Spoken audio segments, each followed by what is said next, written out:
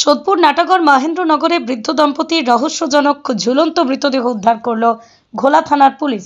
খুন নাকি আত্মহত্যা, তদন্তে পুলিশ। দম্পতির মৃত্যু নিয়ে ধোঁয়াশায় পুলিশ প্রতিবেশীরা। সোদপুর নাটাগড়ে রহস্যজনকভাবে এক বৃদ্ধ দম্পতির মৃতদেহ উদ্ধার করল ঘোলা থানার পুলিশ। মৃত ওই দম্পতির নাম শেখর সামন্ত, বয়স 65, মনিকা সামন্ত, বয়স 57। পুলিশের অনুমান তারা আত্মহত্যা করেছে। তবে কেন তারা আত্মহত্যা করলো তা নিয়ে ধোঁয়াশা। মৃতের ভাই ও ভাইপো জানাচ্ছেন জেঠু জেঠিমার আর্থিক সমস্যা ছিল না, তবে জেঠিমার নার্ভের ওষুধ খেত, এছাড়া কোনো সমস্যা ছিল না। তবে কেন তারা এই পথ বাঁচল তা নিয়ে চিন্তায় তারা প্রতিবেশীরা। ঘোলা থানার পুলিশ তদন্ত করে দেখছে আত্মহত্যা নাকি কেউ সম্পত্তির লোভে মেরে ঝুলিয়ে দিয়েছে। আজ মৃতদেহ ময়নাতদন্তে পাঠাচ্ছে পুলিশ। কিছু হয়নি, ঠিক আছে না। এই পুরো ঘটনাটা আমার মনে হয় মানসিক দ্বন্দ্ব থেকে এই ঘটনাটা ঘটেছে, ঠিক আছে। বৌদি বহুদিন ধরেই অসুস্থ ছিল, অনেক দিন ধরেই হসপিটালে ভর্তি ছিল। হসপিটালে অনেক দিন থাকার পর তারপর বাড়িতেও অনেক দিন ধরে এত ট্যাবলেট ওষুধ খাচ্ছে, ঠিক আছে না। এই সারছে না, ঠিক আছে না। এই নিয়ে একটা দ্বন্দ্ব থেকেই নিজেদের শারীরিক অবস্থা আস্তে আস্তে খারাপ হয়ে আসছে, তার জন্যে এমন এরকম একটা ঘটনা ঘটিয়েছে। কিভাবে ঘটেছে, কি ঘটিয়েছে? গলায় দড়ি দিয়ে সুইসাইড করেছে দুজনেই। দুজনে বলতে কে? আমার দাদা আর বৌদি একসাথে। তারপর কি দেখলেন, কে দেখলো এসে? এটা আমার ছেলে দেখেছে ফার্স্ট টাইম। ওই যে দাঁড়িয়েছে ছেলে দেখে, আমি তো সামনে দোকানে ছিলাম, তারপর যে ও তো আমাকে যে জড়িয়ে ধরে কান্নাকাটি করতে শুরু করে দিয়েছে যে আম্মা। প্রথমে তো দেখিনি দুজনকেই, প্রথমে দেখেছি শুধু হচ্ছে আমার বৌদিকেই, ঠিক আছে না। ঘরের এই পাশের ভেতরে, আমরা তো ঘরে এই সামনের দিকে দেখেছি, ঠিক আছে। দেখার পর আমরা দেখেছি যে বৌদি আছে এরকমভাবে ঝুলে, আমরা সোজা বাইরে চলে এসেছি। তো পরে 1-1.5 ঘন্টা পর আবার যখন চেক করেছি তখন দেখি দাদাও করেছে। কি করতেন দাদা? কি করতেন দাদা? এখন রিটায়ার ছিলেন, পোস্টাল লাইফ ইন্স্যুরেন্সে কাজ করতেন। কোনো সমস্যা ছিল? না না, এমনি কোনো সমস্যা নেই, পারিবারিক কোনো সমস্যা ছিল না, ঠিক আছে না। আর্থিক সমস্যাও ছিল না, এমনি যা সমস্যা ছিল শারীরিক সমস্যা ছিল।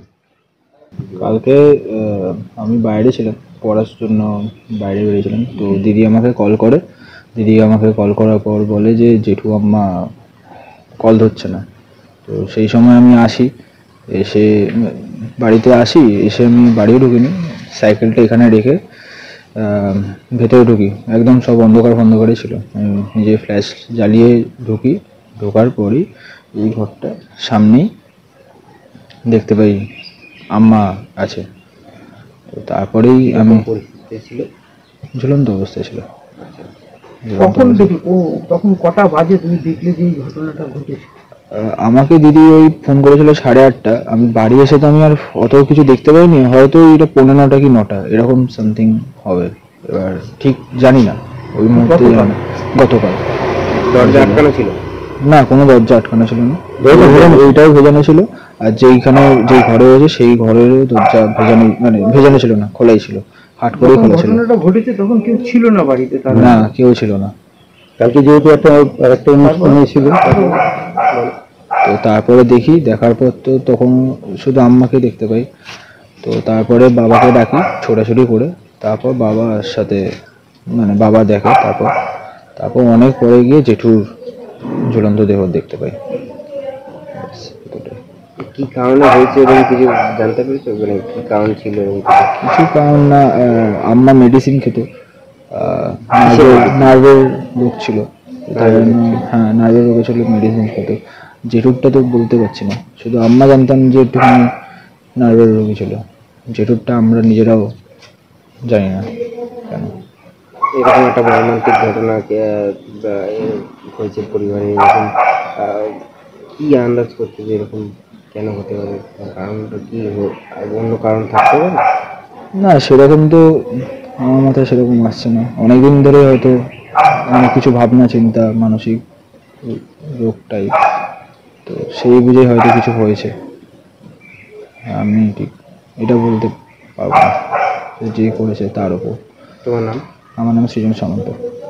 মারা গেছে সে তোমার কি হয়? আমার জেঠিমা, জেঠিমা। জ্যাঠার নাম কি? শেখর সামন্ত। জেঠিমা? মনিকা সামন্ত। কি ভাবছেন ফ্যামিলি নিয়ে কোথায় রসনা তৃপ্তি করবেন? আর চিন্তা নেই, রসনা তৃপ্তির সেরা ঠিকানা হোটেল ইউ2, যেখানে রয়েছে ফ্যামিলি রুফটপ রেস্টুরেন্ট, সঙ্গে থাকছে মাল্টি কুইজিন রেস্টুরেন্ট। পুল পার্টির সুবন্দোবস্ত রয়েছে ইউ2তে। এছাড়াও যে কোনো সামাজিক অনুষ্ঠান যেমন বিবাহ, জন্মদিন এবং অন্যান্য অনুষ্ঠান করারও সুবন্দোবস্ত রয়েছে। তাই আর দেরি না করে আজই চলে আসুন ইউ2তে। আমাদের ঠিকানা কল্যাণী এক্সপ্রেসওয়ে, কাঁচরাপাড়া, কাঁপা মোড় সংলগ্ন ইউ2 hotel and restaurant. Dolphin school of hotel management সাধ্যের মধ্যে কোর্স করে নিজস্ব ম্যান পাওয়ার সাপ্লাই লাইসেন্স দ্বারা স্টুডেন্টদের বিদেশে চাকরি দেওয়ার সেরা ঠিকানা Dolphin school of hotel management, Haringhata, Nadia. Seat booking করতে আজই কল করুন এই নম্বরে 7797188188। চাইনিজ চাইনিজ চাইনিজ, শুধু চাইনিজ কেন, জমি খাওয়া দাওয়া মানেই কল্যাণীর ঢাকেশ্বরী চাইনিজ রেস্টুরেন্ট। যেমন সুস্বাদু খাবার, তেমনই রিজনেবল প্রাইস। তাই বাড়িতে বসে আর কি ভাবছেন?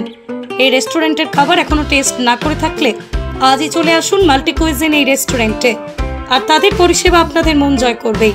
এখানে রয়েছে 3000 square feet banquet, 1500 square feet conference room, 3000 square ফিটের রুফটপ।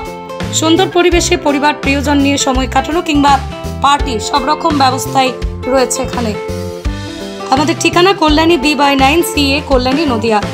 আর দেরি না করে আজই চলে আসুন ঢাকেশ্বরী চাইনিজ রেস্টুরেন্টে।